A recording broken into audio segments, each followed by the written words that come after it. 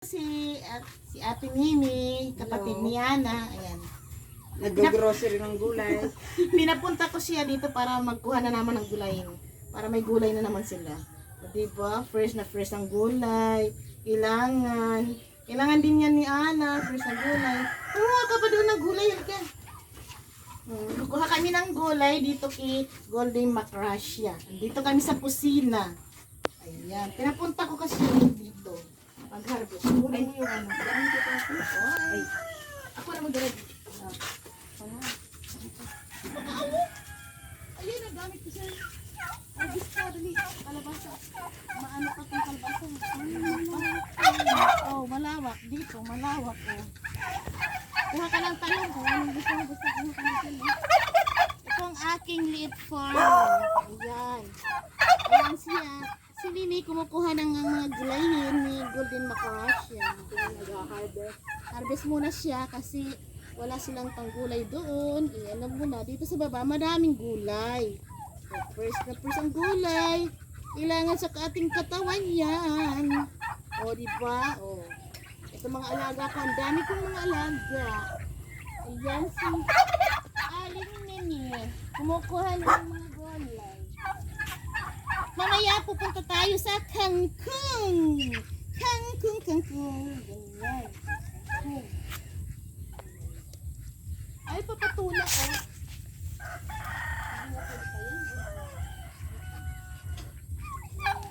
Diba? Tapos sili. Ang sili ay pang igado. Oh. Ang mahal ng karne. Dito na lang tayo sa gulay. Hindi mo dadalhin sa school? Hindi. Alien. Yung mga pinagluto mo sa Ay. Tapos pupunta tayo sa Cancungan. Let's go. Cancun tayo. Dali. Cancun. Halika na. Pupunta tayo sa Cancungan. mo na lang yung isang yan. Dali natin tong kutsilyo. Pangalan ko, tubig. Ang daming tubig. Dali, nasa na yung butas ko. Ika dito, tubig na yung butas ko. Okay lang na nakaganito. Let's go. Doon tayo sa Cancungan.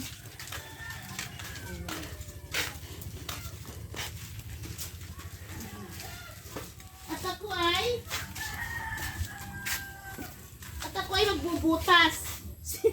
Ikaw ay maglulusbog. Wala. Walang linta doon. Wala. Wala. Halika. Dito tayo sa Cancungan. Tayo sa Cancungan.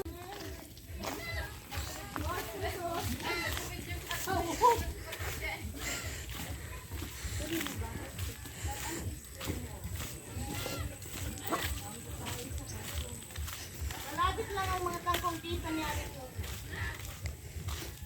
Para sa lahat ang kangkong. Okay, dito mo nga dyan dahil sa mga ano. Ang pang-may-ari. Mahingi ng kangkong. Oo, bahala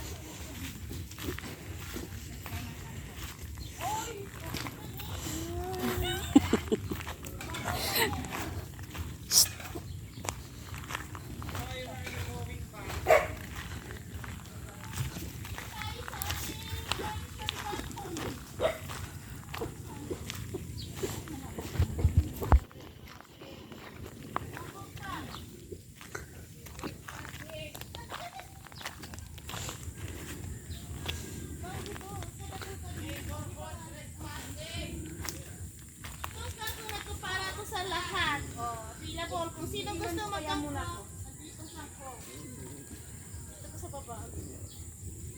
Notebook na, aling. Ayan na, si Mimi ay Dati notebook. namimimit kami dito. Oh, dito na. Harvest lang kayo ng kangkong. Kangkong. Adobo kangkong. Yung isang kangkong.